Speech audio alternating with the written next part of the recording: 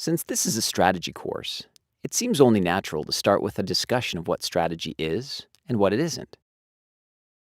First, consider the following strategy statements drawn from actual documents and announcements from well-respected companies. Our strategy is to be the low-cost provider. We are pursuing a global strategy. The company's strategy is to integrate a set of regional acquisitions. Our strategy is to provide unrivaled customer service. Our strategic intent is to always be the first mover.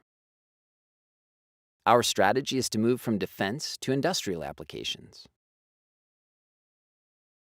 What do these strategy statements all have in common? Well, first of all, none of them are actually strategies. They represent tactics, goals, objectives, and descriptions, but not strategies. They are mere strategic threads, small components of overall strategies. The problem is that in recent years, strategy has become something of a buzzword.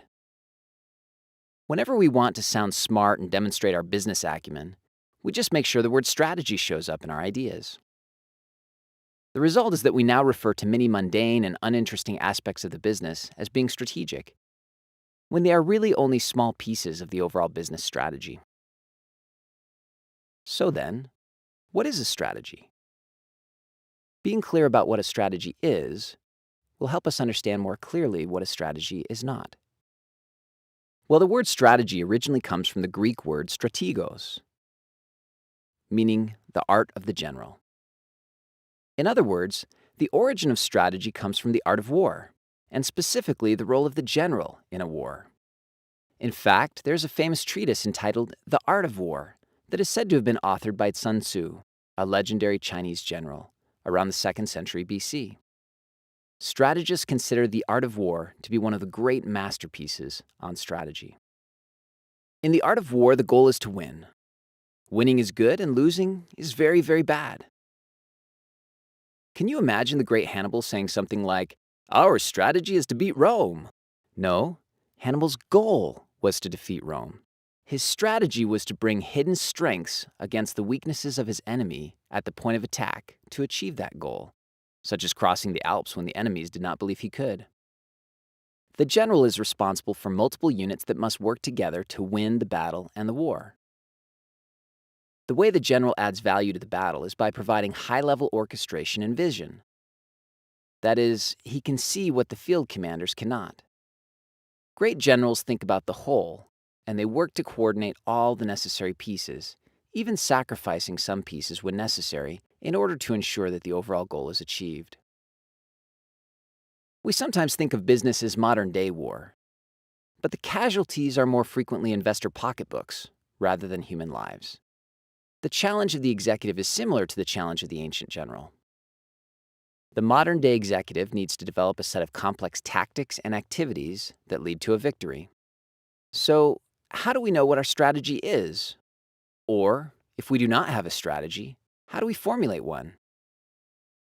A good strategy provides clear and concise answers to 4 key questions. First, where do we compete? In other words, what competitive arenas or markets will we be active in? We define markets as industries, product markets within those industries, and geographic markets. Second, what unique value do we bring to win in those markets? In other words, why do our customers choose our products and services when they could have chosen the products and services of any competitor out there? Our unique value could be cost or differentiation, which includes image, customization, styling, reliability, etc. Third, what resources and capabilities do we utilize to deliver that value? Do we have exceptional human capital, superior technology, unrivaled network connections, or a unique reputation? Resources generally refer to the things we have in our toolbox. These things can be tangible, such as a diamond mine or an oil field, or they can be intangible, such as a reputation. Capabilities generally refer to the things that we can do, or our ability to use the things in our toolbox. Fourth, how do we sustain our ability to provide that unique value? Are there barriers to imitation? Are there factors that keep our competitors from being willing or able to replicate the value we create for our customers? This last question focuses on understanding what factors allow us to continue to win over time. So one example of a clearly defined strategy comes from IKEA. IKEA sells relatively inexpensive, contemporary Scandinavian-style furniture and home furnishings to primarily young white-collar customers all over the world. By being the first furniture retailer to put stores in every major country, IKEA has greater scale than local competitors. The choice of markets has helped IKEA offer their unique value propositions of inexpensive, fashionable furniture. IKEA sells this furniture in a fun and low-pressure showroom where order fulfillment is usually immediate. IKEA is able to sell inexpensive, stylish furniture because they've developed excellent design capabilities for inexpensive Scandinavian design. But perhaps even more important is the fact that products are designed to be manufactured by suppliers using mass production techniques and then shipped in flat boxes. The flat boxes require that final assembly is done by the final customer, but this dramatically drops shipping costs.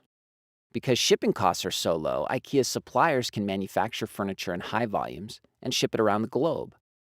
The complex interdependence of IKEA's strategy makes it difficult for competitors to imitate because they don't design their own furniture and their suppliers don't manufacture furniture in high volumes and ship in flat boxes.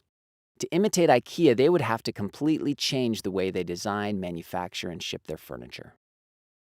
Note that we learned what IKEA does, but we also learned what IKEA does not do. IKEA does not compete in the high-end furniture business. IKEA does not try to provide high levels of service or customization to customers. IKEA designs most of its furniture, but does not try to manufacture its products. Thus, in addition to clearly articulating why we win with customers, a really good strategy also provides a clear boundary line signaling what we do not do. It is also important to note that what we have discussed briefly over the last few minutes is not in any way intended to be comprehensive, and there are many important perspectives that are excluded.